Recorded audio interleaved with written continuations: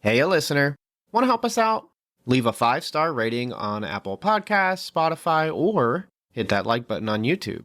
Only takes a second on your end and really helps us out on ours. Otherwise, enjoy the show.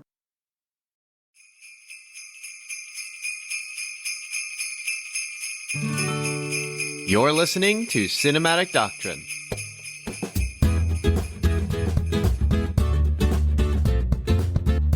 Hey, if you just press play, you're missing out on 30 minutes of an extra discussion. We are recording about halfway into December 2025.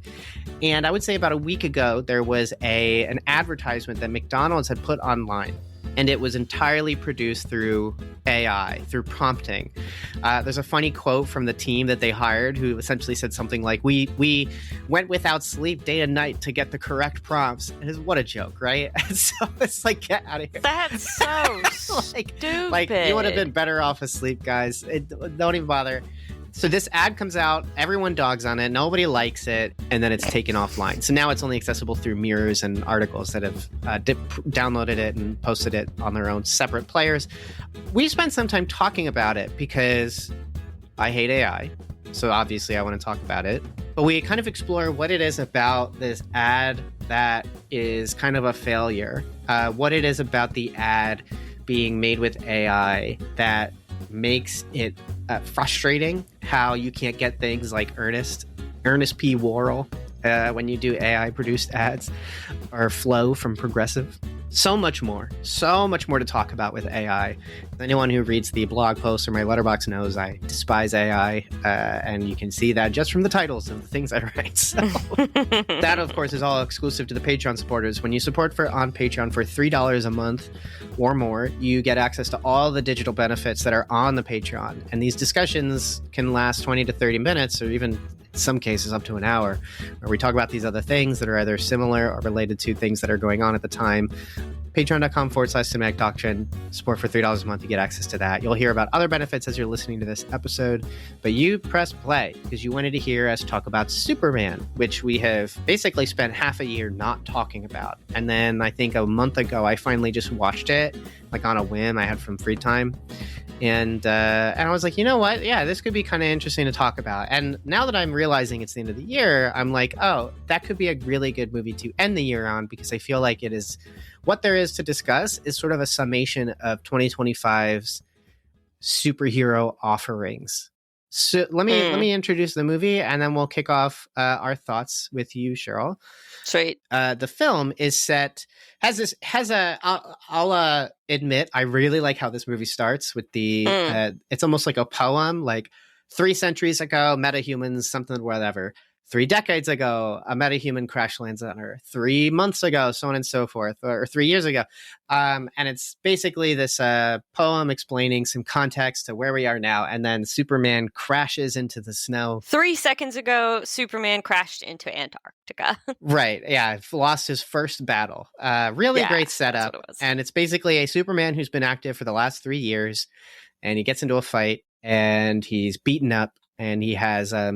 oh man, Crypto. Krypton? That's Krypton. Crypto drag him to the Fortress of Solitude so he can be brought back to life through the rays of the sun. And then he goes off to fight. We learn that Superman had just recently prevented an invasion from one nation to another, a nondescript nation that seems to be themed between a Russian nation meeting a Northeastern or a Middle Eastern kind of amalgamation. In response to the film's release, people are just saying it's Russia and Israel put together. We'll talk a bit about that. I didn't put it in my notes, but I think it's fair to say that we should at least mention some of that stuff. But because he came and showed up at this possible invasion and prevented it, there is a new villain that has appeared who is supposed to be, who says he is from this foreign country to get revenge on Superman.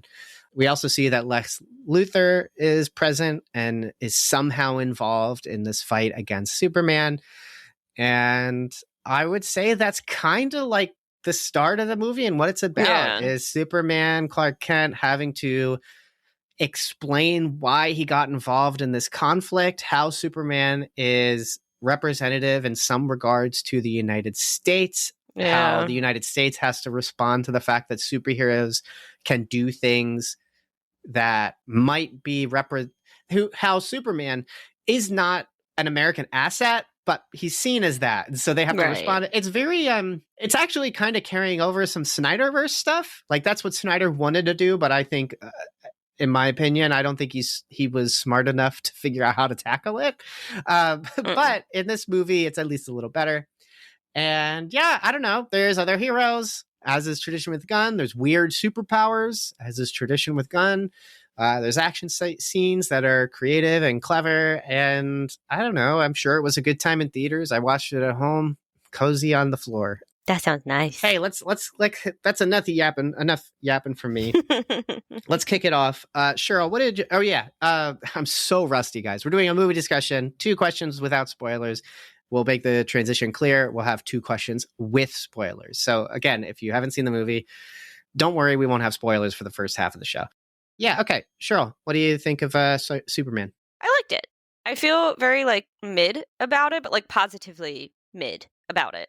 I didn't think it was like absolutely incredible, but it definitely was much better than the previous, at least the Cavill Superman version.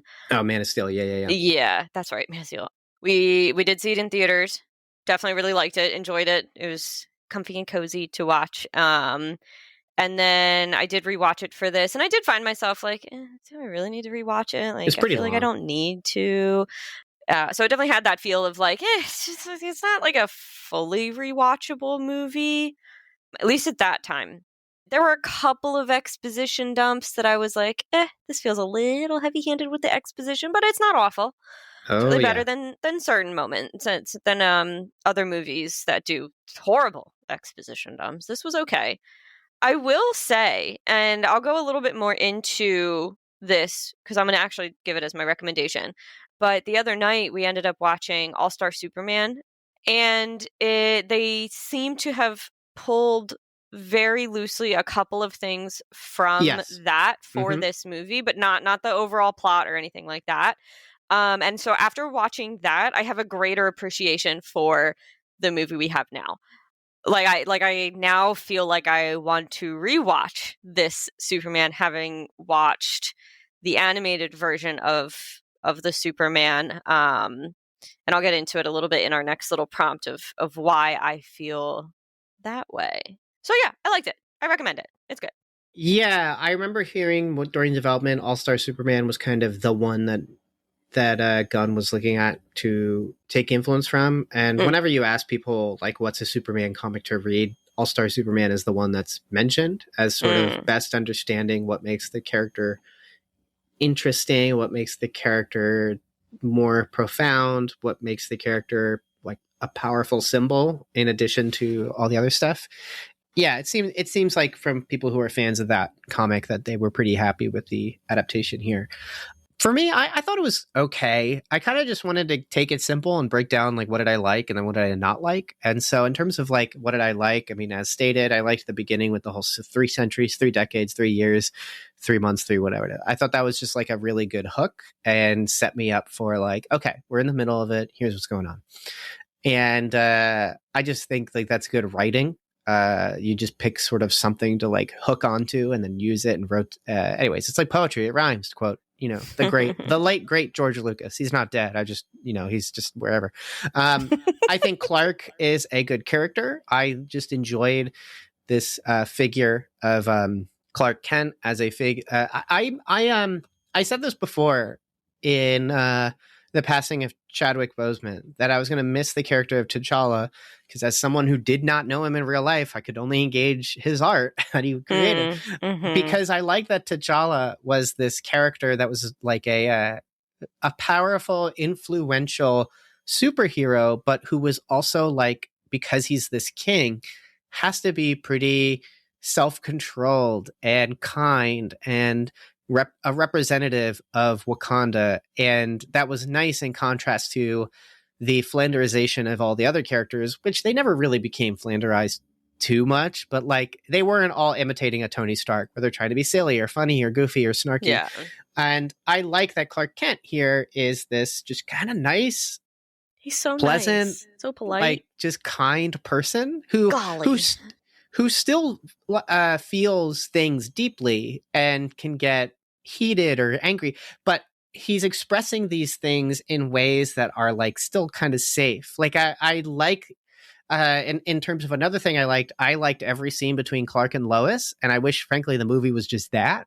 There's an argument in the beginning kind of setting the stakes of Clark, who is this hero who's like, I have to do something because it's the right thing to do because it's saving people from dying. And then Lois being like, did you even think about the political ramifications of how bad this could be? And Clark gets mad and yells and stands up. But like, Lois never is like afraid of being hit. Like she doesn't recoil.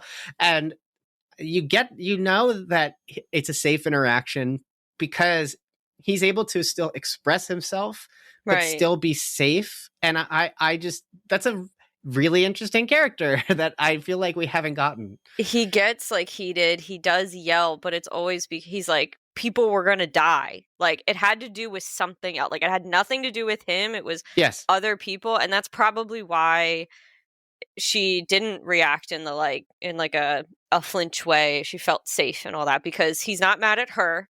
He's not kind of trying to prove himself. He's like, people are going to die and like, I can do something about that. So I should do something about that. But yeah, I like the Clark and Lois stuff here. And then I'm not like a Gunn stan or anything, James Gunn stan, but Gunn, like Sam Raimi, understands that his heroes have unique powers and skill sets. And so I like that in this film, all of the heroes and characters he puts in that have some kind of power do things that like only they can do in certain attributes. And then they also have their own flares. I mean, the obvious one is Green Lantern with the knocking over tanks while giving them the finger. Like the kind of Green Lantern he is a jerk. And so that makes sense. And so that just kind of makes the brain go burr when you see that, because you can only take punching and kicking so much, where what you get in here is like some neat ideas. Like I always, when I think of this concept, I always think of the Doctor Strange Multiverse of Madness, where they're throwing music notes at each other. Like that is very weird. And, but it's only something Doctor Strange could like do. So, so those are the things I liked. Before I go into my dislikes, what were things like you liked about this movie that feel like they were different than maybe other hero movies? I like his politeness and his sweetness. He's sweet. He's not right? gruff. He's not tough. Tough in the like tough guy exterior, like ooh, football player. There's no machismo. Like he's just like, I know I'm strong, but like he's earnest. Like I like that he saves a squirrel. Like that's a great moment. Yes. Apparently, my husband was telling me that in like the test showings, the audience didn't like that, but he left it in anyway. What? And I'm like, yes, you should leave it in. I like this version of Superman because he stands out as being different. Like Cavill, however it's pronounced, that wonderful man is very good at what he does. He did a good Superman. Other than the whole like CGI'd mustache thing, which was not his choice, but like that whole thing, like he was not a bad Superman for what they were going for. But it's nice to get this like down to earth, naive, but not in a bad way. And that might even be not the right word, but just like very kind and considerate and like Superman that we get that is very common, I hear, in the comics. So I'm not familiar with any of the Supermans like at all. I don't even think as a kid like we really watched any of the like old Supermans. We may have seen something on the TV, but Superman was not really in our repertoire of old things we watched. Certainly familiar with the theme song. Never watched any of the animated stuff, never read any of the comics of Superman, so I don't know how he is as a character. According to my husband, that this is very much him, this like nice guy, clumsy when he's Clark Kent, super nice, like golly. Like I love that he's like, oh golly, when he I love that comes into like his little fortress of solitude or whatever it's called. And I'm just like, yeah, I can get behind love stuff like Superman. that. Yeah. Because like I'm thinking like if you were raised by precious parents out in the middle of Kansas on a farm, you're gonna be polite. They're gonna like lovingly, quote unquote, beat the politeness into you, and you're not gonna lose that. So of course Superman Clark Kent is gonna be nice and polite and considerate, hold the doors open, save the squirrels and the dogs and the kid. Like, he's going to do all of that. And I feel like we never really got that with the other Supermen that we've had. There's something holistic about the way he approaches, like, I would almost say just the sanctity of life and living. Calling back to the character's upbringing, you have someone who grew up probably watching the news too, and just seeing like there are bad things that can happen, but that you want to see, like, you want to see change. But Clark Kent can actually do something about it. And so like there's something very sweet about that. And like I wish there was maybe some more father mother Kent stuff. Like, mom, I Pa Kent. I like all those like quiet moments. There's something there's just something sweet about people who are very powerful, who are self-controlled, especially I think during a time where we are watching some of the most powerful people and influential people on the planet be so irresponsible. It's like, it's so soul crushing to watch. So when you watch this and there's something about using your powers for gentle kindness, it's a very sweet thing. Hey, don't forget, there's a lot of fun content missing from this episode because you're not listening on Patreon. Head over to patreon.com/cinematic doctrine and support for $3 a month to gain access to uncut episodes with upwards of 40 minutes of bonus content each. You'll thank me later. What I did not like is the blunt and bad dialogue. You briefly kind of mentioned this, but it felt like there were Netflix script moments where... So a criticism of modern Netflix filmmaking right now is second screening, where they're presuming that you are on your phone or doing something else and the movie and show or whatever is on a second screen. And so that's why you'll have a lot of lines in a lot of streaming shows that are so like blunt about how a character's feeling or an event that took place that you just watched took place, but then they repeat it again. There's a Drew Gooden post video that he put up talking about the Avatar live action series on Netflix, and just how many times they repeat information you already know. And the idea is because they're presuming that you're looking at your phone and you're just kind of listening in. And in case you missed it the first time, we'll mention it again and again. And like, there's dialogue in this that's like, yeah, bro, I know. I'm watching your movie. And I just found that kind of frustrating because I'm not doom scrolling watching your movie. Like, I will watch your movie. I want to watch it. So that was annoying. And that comes even down to the end of the movie. We'll get there. But I also just thought it was occasionally very visually unappealing. I play video games with a wide field of view, so I'm pretty used to the fisheye lens look to visuals. But that's because when I'm playing a video game, like, I'm the person reacting to stuff, so I want to have more that I can see. And so having that wide field of view where the stuff in the middle of the screen looks further away, but then I have like some sight to the sides is helpful. That said, even in the trailers of the movie, there are scenes that are action sequences that are in this really wide lens view, which I understand, or at least I presume to understand the choice. It's so you can see more, right? And especially on a giant screen, this could look pretty cool. Right. But like, man, I just thought like I just thought it looked ugly. Like, there are moments that I'm like, I get the choice to do this, but I think this looks ugly. So I have very little more to say that. It's an aesthetic frustration that I have, but I found that irritating. And then it's just also key jangly. I'm glad the film's colorful, but it is literally put a toddler in front of the TV and just like flash pretty colors at them. Like, I felt that way with a lot of the action set pieces, the like in between universe type location stuff. Like, all that stuff was just kind of like, I don't know. I think consider this a general comic book movie criticism, but I'm really falling apart from that. I much more prefer the visual profile for the Batman, Michael Reeves's Batman, than I do this overabundance in color and stuff. I don't know. It's just I like color. I think you're getting what I'm saying, listener. Overstimulating. It's a little much. Yeah. Just not my thing. So let's get to our next question though, because we've basically spent 30 minutes, 20 minutes talking about one question. Let's get into what did the movie evoke in us? Why don't you kick it off? Yeah, I oddly enough felt that this was very nostalgic without, like I said, I didn't really grow up watching like the old Superman movies, or even like I've never seen any of the TV shows based on Superman, like Smallville, I was gonna say Lewis and Clark. I think it's Clark and Lois, whatever the TV show is. That's the current one. But there was something about this movie that just had like a nice nostalgic feel to it, and that probably lends to or comes from the set design. That's what I was typing this out and I was like, what do I call it? The set design had a bit of like that very slight retro feel to it, not overly so. It was just like a very subtle kind of, I feel like, almost nod to a bit of a retro feel. It kind of looks like that a I comic really book. liked. Yeah, and I know I did not hate the color and all of that going on. I feel like I'm trying to think of it. I feel like color. A lot of yeah, right. I feel like a lot of the Marvel movies have more of a comic book feel than this did.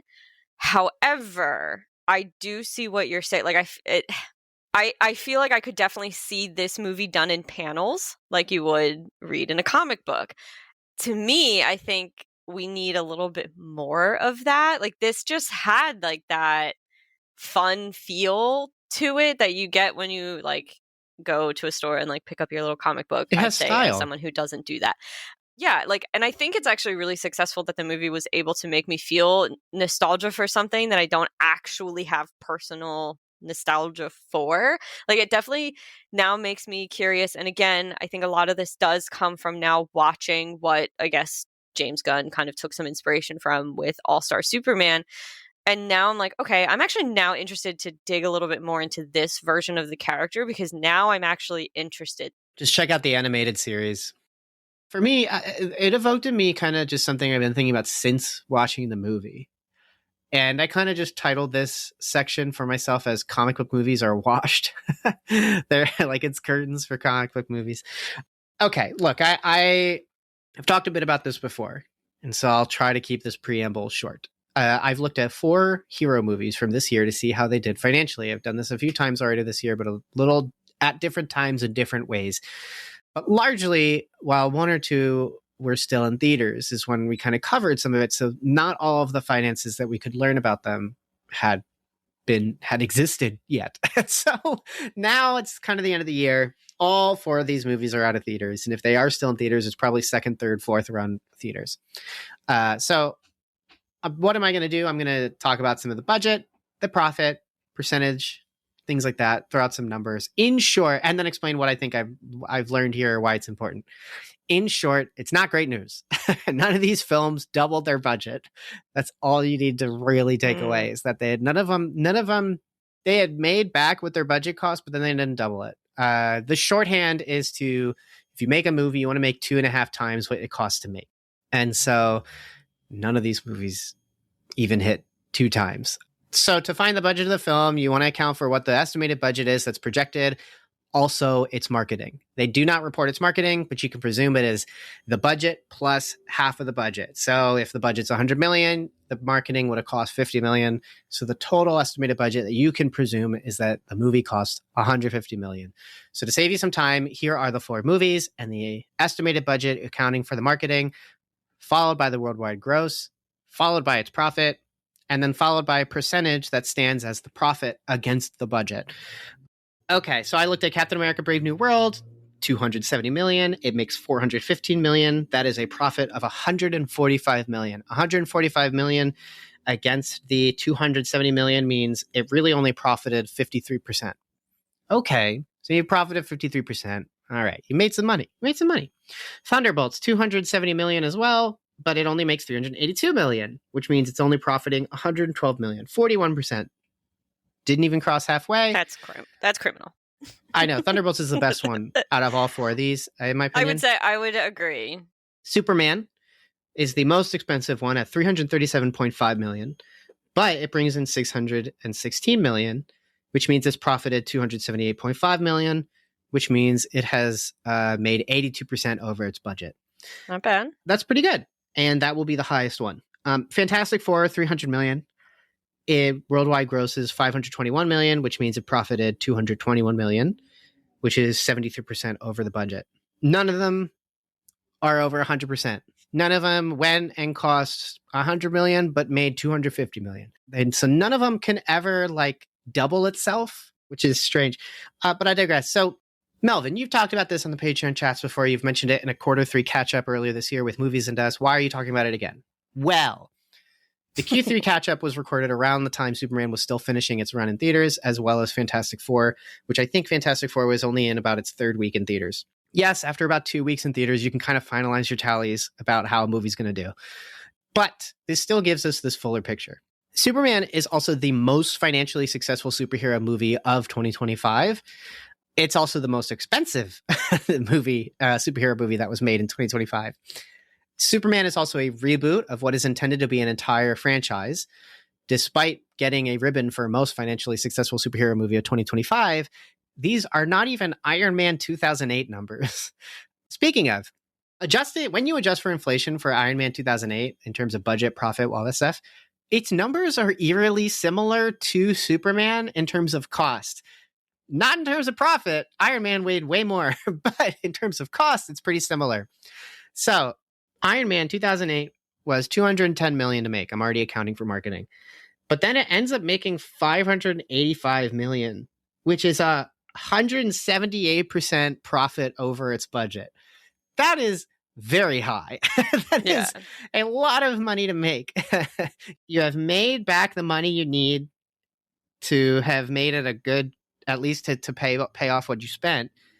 But then you've made enough to make the movie a second time. Like, that's crazy. And when you adjust for inflation, the cost, so Superman currently costs 337.5 million to make. Iron Man in 2008, adjusted for inflation, cost 316 million to make. And so that is a movie that ended up becoming a franchise starter. It was kind of like, hey, if it works out, we'll see what we can do. And then it becomes this incredible now we have thing, right? Marvel fatigue. It's insane. It's insane. And I won't bore everybody with the math over the whole of phase one, but phase one, in short, was a percentage profit over budget at 152%. All of the movies in total cost 1.5 billion to make, but all of the movies in total profited 2.29 billion. So like they made good money. Like, they made really good money. So it was like a worthwhile endeavor. Just a little. And like, you can see why you would want to maybe repeat this, right? Because even when phase one had some stinkers, Incredible Hulk was the biggest one. It only profited over budget 17%. That's why even bother making the movie. That's not enough to even bother. Yeah. And the only one to ever go back above 100% prior to Avengers was Iron Man 2, and that was only 107% over budget. Jeez. Avengers, though, was 354% over budget. So, like, as a single movie, you're like, oh, I get it now. This is, once Avengers came out, everyone went, oh, we got to try and do that. And no one's been able to really do it since. I guess the Conjuring universe kind of has gotten close because those movies make money like mad. But all that to say is, what did the movie evoke in me? It evoked in me to think about where are comic book movies now financially. And if Superman is a franchise starter for an upcoming collection of movies, which I have thoughts on at the end of this episode, and it can't even compare to the profit that was made with Iron Man, who at the time was not an A-list character for superheroes. Right. Superman had already had like 5 live action movies by the time Iron Man came out. Yeah. And TV shows. Yes, the TV shows was crazy, right? Like, and then like Iron Man, not accounting the animated stuff, but the live action specifically. Basically, Superman has consistently been an A-list hero. Right. And then there's like Spider-Man on the Marvel side and kind of no one else. No shade to Marvel back then. It's just Spider-Man was the guy. Yeah. X-Men, I guess, would be the next ones because then their movie also did well. But Superman now isn't even doing Iron Man numbers then, and Iron Man was so much lesser known. This is just on my mind because I think about this all the time. Yeah. I think about how the industry is kind of changing its directions. I think about how horror movies consistently profit well. So here's the question I'll ask, because I think it kind of goes with this. Yeah. Superhero movies cost an obscene amount to So make. much money. The CGI alone. And they are making, I think, enough money to get by, but they don't seem to be making enough money to signify cultural impact and power like they did, let's say 6-7 years ago. Yeah. 6-7. So like what are you thinking when you hear all this? I think it comes down to fatigue, because when Iron Man 2008 came out, I feel like to a point superhero movies were kind of a new thing. Yes, we had like the old, like you were saying, like 5 Superman movies prior, but like some of these were like, I don't know, 70s, 80s, early 90s probably when it comes to like the year. So like old technology being done, all that kind of stuff. Iron Man 2008, kind of this new I feel like new feel potentially to movies and all that kind of stuff. And that it just being different. It also like he's not a superhuman, he's just really smart and like stupidly wealthy. And if people haven't watched it since then, first off, that's crazy. But second, it still holds up. That movie is still very good. It definitely does. But I think in a way it was something new and it was fresh. We didn't have 40 superhero movies prior to it coming out. I think that honestly is what made it so successful. That I think if we got this type of Superman movie at the same time or very close to it, like maybe 2010, 2012, maybe would have had better success as far as making money. So I think it's more down to fatigue than anything else, because I mean, I literally don't know how many Marvel anything we have anymore. Like I've lost count of how much there is, that I just, you got to do something new and fresh to make it successful. But 82% I feel like is not bad. Like that's good. That's good money. You've made money back. There's a profit. And it's showing that people are interested. You can probably get a second one out of people and they're going to go see it, and maybe it does really well. Will it birth a DC universe of Avengers proportion? I don't know, because I personally don't want that. We already have it in Marvel. Like I don't want the same thing done but with different superheroes in a different universe, because we've already done it. Like you can do a whole bunch of comparisons between Batman and Iron Man are basically the same character. One's just DC, one's just Marvel. And so like what can you do that's different? And like the Batman with Pattinson, fantastic. I thought it was great. I loved it. Cool and movie. that was done differently. No, we didn't get an origin story of his parents dying over and over and over and over again, because we've seen that plenty of times. Yeah. So we got something different. We got mopey Batman and emo Batman. Hopefully he grows out of that when they do the next one. So I think it's just like I don't need an Avengers tentpole film from a DC universe. I don't mind superhero. Like I don't mind that we have different superheroes in this Superman movie, but I don't need it leading up to some big Justice League type thing. Again, Justice League can be in there. I don't care, but I don't need big title across the cover poster Justice League movie and bring like I don't need that. We've already got that with Marvel. If that's what I want, I'll go watch that. Give me something different. You may not know this, but the easiest way you can show your support for Cinematic Doctrine is to rate and review the podcast on iTunes, Spotify, or wherever you listen. So press pause and share your thoughts. We'd love to hear what you have to say. And then press play again so you can hear the rest of the show. Let's get into spoilers and then and get to the ending. So if you haven't seen the movie, we're about to just talk more freely about specifics, even the ending, things like that, things moving forward. If you have seen the movie or you don't care and you want to stick around, hey, we got some interesting things to talk about. So recurring motifs and prominent significant moments and or characters, that's our first prompt here. I just wrote kindness and hope, which we've already kind of talked about. Yeah. And I feel like that kind of mixes a bit with like what your thing has. So I just want to, I'm going to piggyback my kindness and hope thing and shove it onto yours. So why don't you introduce yours and then we'll just talk. Okay. I was in the middle of typing more and then we got on the call. So I probably have some other ideas. But the one I have here is the dog, cute little Crypto. He admittedly probably isn't a huge fan of Crypto. Like, he like destroys a whole bunch of stuff. Like, there's, I think, a scene where he's just like, this dog drives me nuts, essentially. But when Luthor kidnaps the dog naps the dog, Superman's like, I gotta get this dog. I gotta find, like, this is my dog. He has my dog. Like, he literally flies and like breaks open the door, throws the temple tables in good stuff. Luthor's office, and it's like, where's the dog? And I'm like, oh, like, I mean, he cares about a squirrel. He was worried that the little squirrel was going to be squished, and he picked up the squirrel. Of course, he cares about his dog. And I think those little moments are important. Like he basically gives himself up to save the dog. Like, and everybody else, but like the dog too. The fact that the ending recontextualizes it, where you realize it's not his dog. Yeah. He's dog sitting. Like, that to me isn't just like funny, but it's also, it changes how his care is interpreted. Like he doesn't have to care for the dog. It's not his dog. No. He's like, I do. Yeah. There's just something really kind of sweet about that.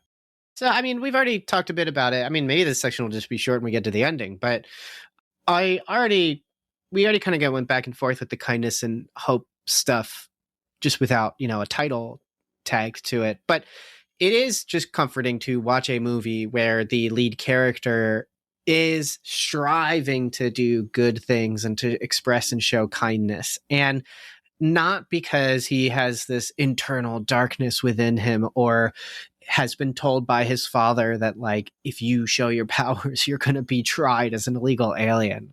This isn't Man of Steel with the really ridiculous mentality that Clark is raised with in that film.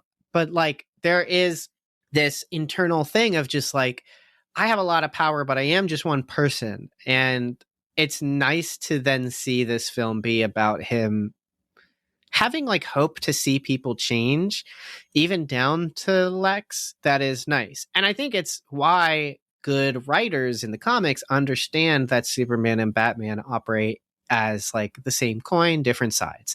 Because Batman, similarly, does have hope for the people he interacts with. Sometimes he doesn't, but most of the time, I mean, you got to be very hopeful to keep letting Joker not die. But, like, yeah, to me, like, I like that. And plus, we're not engaging with a character who had to learn to be hopeful. Like, that isn't his journey here. His journey is a bit about, like, who am I? Am I my parent? Am I my biological parent's son? Or am I my Kent parents' son? Like, am I, and there's that, but there isn't any question on his desire to do right. And I like that. I think that that's just a nice kind of thing to have at a time where, to bring up Iron Man, like, the contrast there is Iron Man is cynical. He's changing because he goes from this mogul who realizes his weapons are being used to kill people that he cares for, even just laymen that he's met in a Humvee. But he's still a snarky rich guy. And so there are things in terms of his interpersonal life that they just don't hit different. I think you really hit the nail on the head by bringing up the saving the squirrel thing. Mm-hmm. Because when you see that small moment, you see that even when he's at his most powerful, quote unquote, because he wasn't going full Superman in that fight, right, he is still trying to find the small moments to do right and to do good. And Iron Man, it's more like a switch. He wants to do good, but he's also kind of a jerk. Yeah. And so, which I don't mind. I don't mind in fiction to have characters like that. I like movies where we follow the bad guy. I like Death Note. We've talked about that at length. But, like, here, the whole person of Clark Kent is trying to be good. And there's something sweet about that. I think there are movies that sort of talk about how that concept of living as a human can be very difficult, where it isn't, it's the saying that it's more of a feminist thing to say, but it's the whole, like, okay, your husband would die for you, but would he do the dishes for you? And, like, the love isn't in that you would in this fantasy scenario take a bullet, but that in the present scenario, would you do the dishes for me? And so, I see this Clark Kent as a Clark Kent who quite literally will do the dishes for you because he would actually show up to make breakfast for dinner. And that was sweet. So, so Kindness and Hope. I like that this was sort of like a through line that he kind of carried throughout the film. And it'll be interesting to see in future movies, in theory, because I don't know if I'm that interested to watch more, but like if I have to, or if I just choose to on a whim, like I did with this, it'll be interesting to see how that character develops. He's literally like how everyone should just be in real life. And Lex Luthor is like, I gotta stop Superman because he's gonna rule over anything. And he's just over here saving squirrels. Come on, dude. I do love it's so cute and sweet. On Lex Luthor, I do love that the revelation at the end of the film isn't that he cares at all about building like Luthernia or whatever, the land in the Middle East. His real goal is, I'm only doing all this because I want to kill you, Superman. I like that.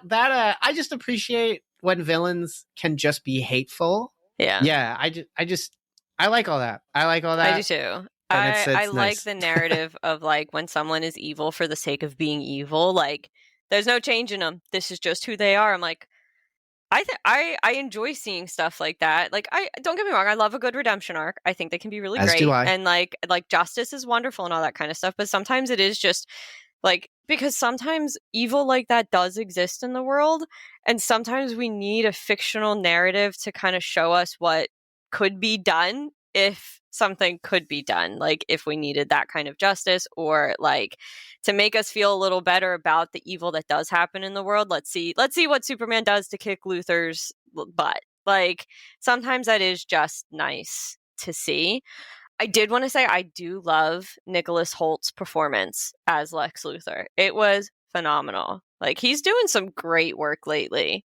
Yeah, he's good. I don't think anyone comes out of this looking bad. I think everyone's like working with lines that they've been given, unfortunately, in some cases.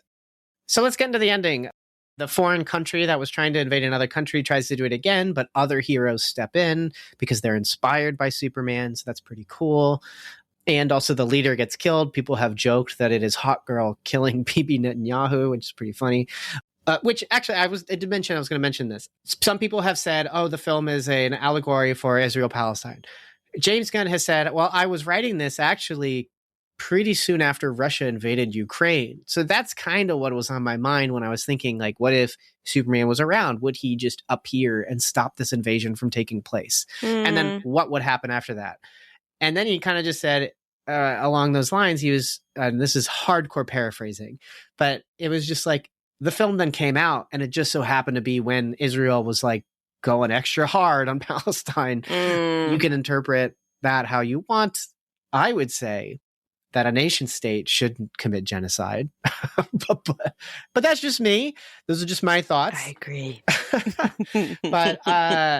but it's incidental is really what I'm saying. And that's kind of all I have to say on it, because this episode isn't really about that stuff. Right. But so that country, they get stopped. They don't invade anybody. But then in terms of the Superman stuff, he learns that the hero that had beaten him in the beginning was a clone of himself. There's some funny gags with that. But he ends up beating that guy, and that guy falls into a black hole. There is a black hole that's appearing in Metropolis. They're able to close There's it. so and much then going Superman, on in this movie. Superman then it is a key jangly TikTok film. But then Superman finally confronts Lex Luthor. He has this monologue where he's talking to him and just explains the movie.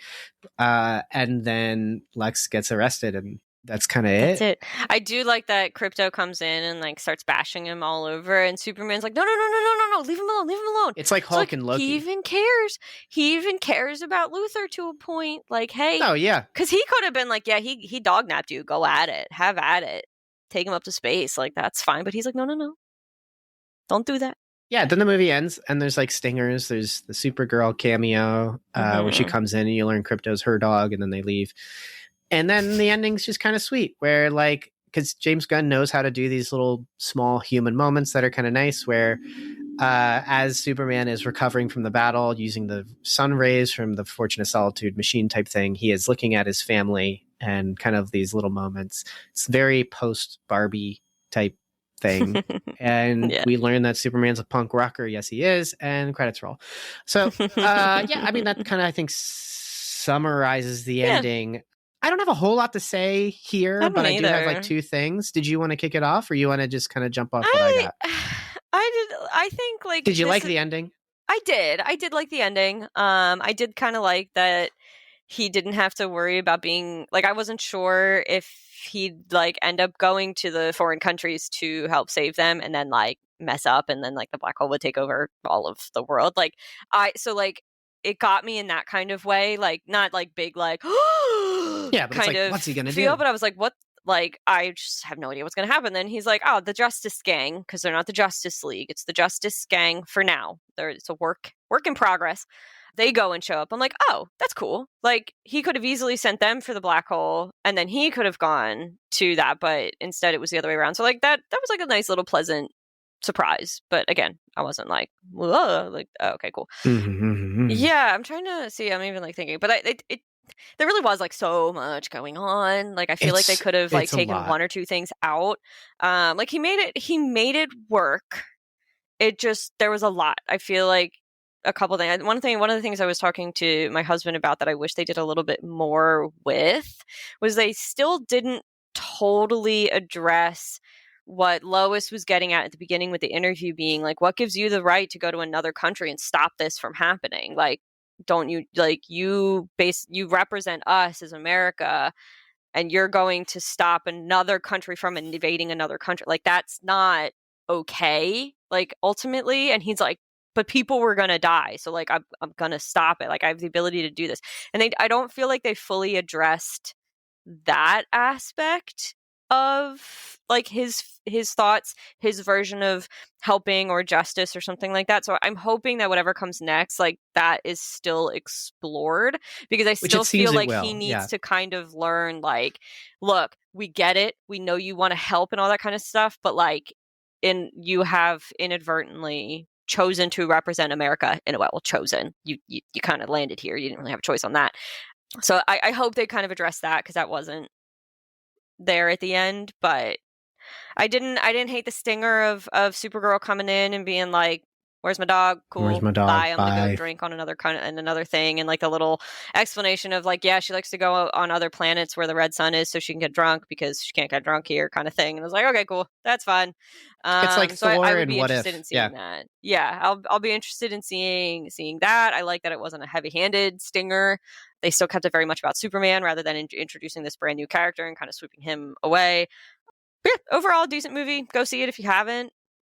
Like, it's fine. I feel like if you listened and heard all these spoilers, you would still get enjoyment out of seeing the movie. Yeah, I found the whole let me explain the message of the movie thing at the end too kind of annoying. That like Superman is like, no, you see, Luthor, that's what you get wrong.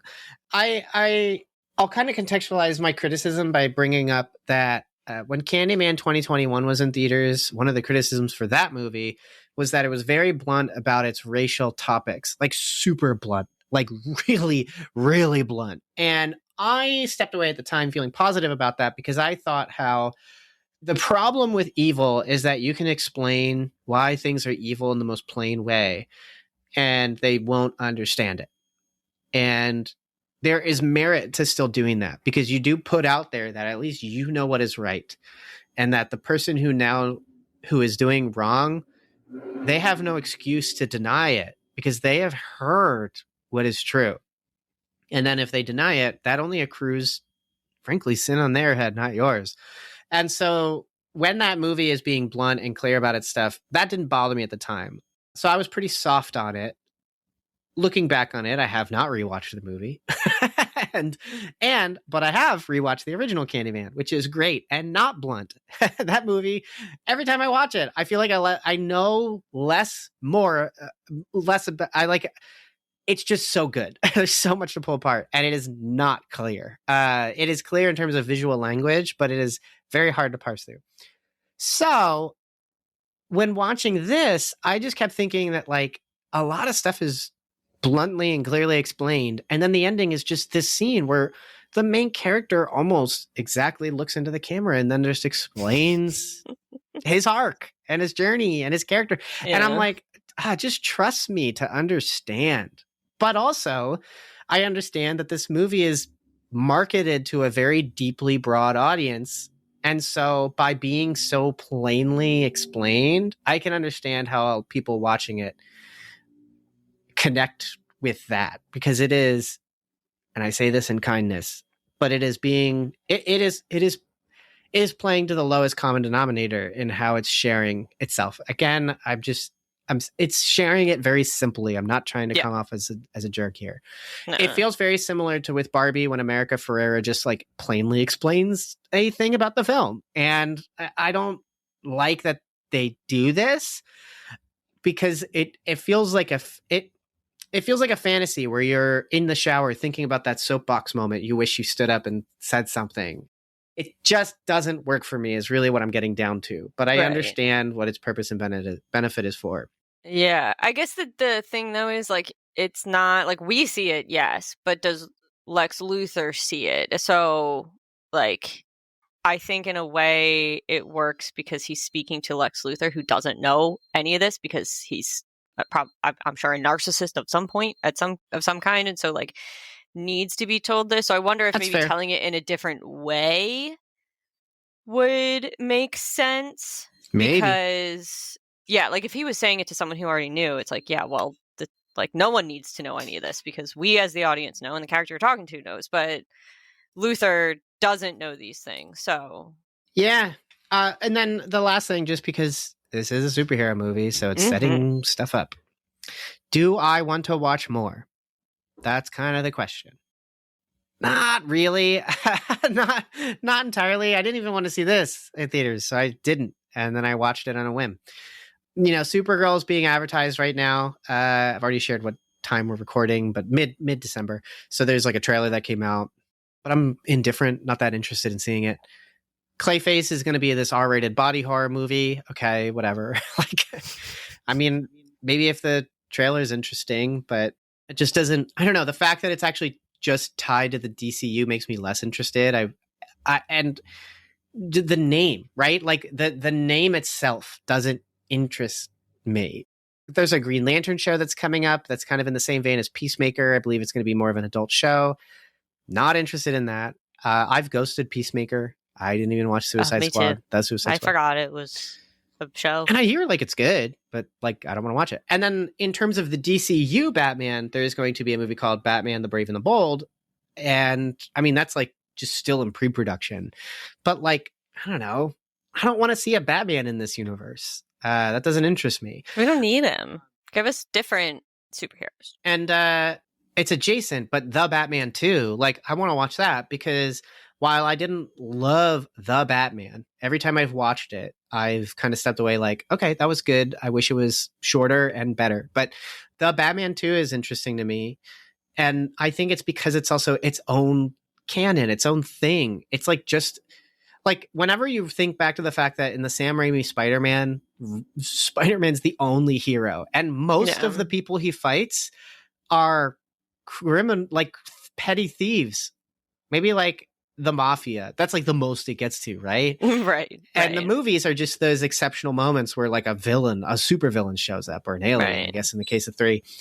But otherwise, most of who he fights are going to be normal criminals. And like, so I like that the Batman was like, it's just like a incel and like the Penguin kind of. Yeah. So yeah, no, I don't want to watch more. Not really. And 82% profit against budget.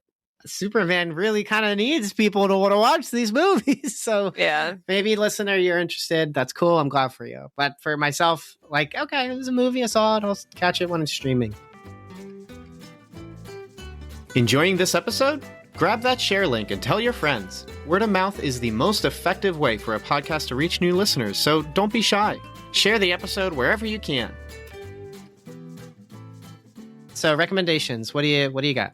So I'm going to keep everyone on their toes. While I do recommend All-Star Superman, Definitely check it out. I think that's on HBO right now. I can't remember where we ended up finding it. I'm actually going to recommend a video game that I've been playing a lot with my friends and also solo. It's called Repo.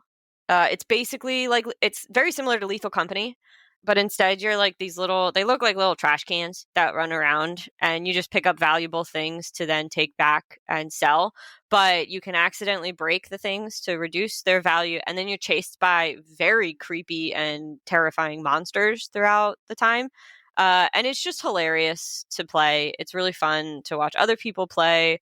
It's actually really enjoyable to watch if you end up being dead.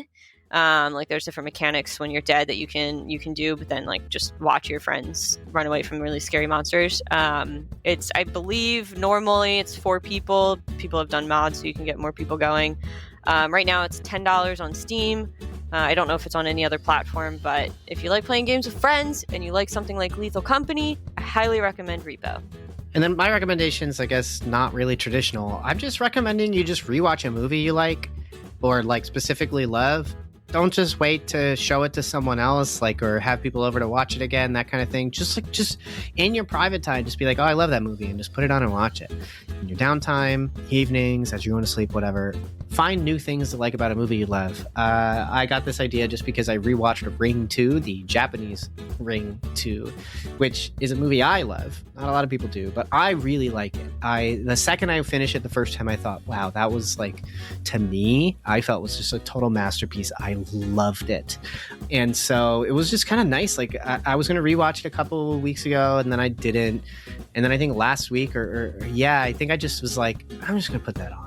And like I felt super rested. I really enjoyed it. I saw new things to enjoy about it. And it just was really nice. So if there's a movie you love or just can't stop thinking about and have been thinking about since you saw it a year, 2 or 3 ago, just put it back on. Like check it out. Like you'll probably enjoy it a lot more. So yeah, rewatch a movie you love.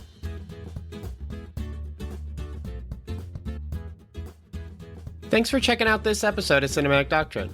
If you enjoyed the episode, give us 5 stars on whatever podcast app you're using. Oh, and don't forget to subscribe, too. We put out stuff like all the time. If you're listening on YouTube, hit that thumbs up and leave a comment. It helps the algorithm share our stuff around, and I see them, so I usually reply. Also, if you support on Patreon, you could have totally heard this episode early. There's a bunch of other benefits to supporting on Patreon, so head on over to patreon.com/cinematic doctrine to learn more. Speaking of Patreon, thank you so much to our Art House Theater tier Patreon supporters. Thanks, Thomas, Shirleon, Mom, and Dad. Your support is greatly appreciated. Until next time, stay cool.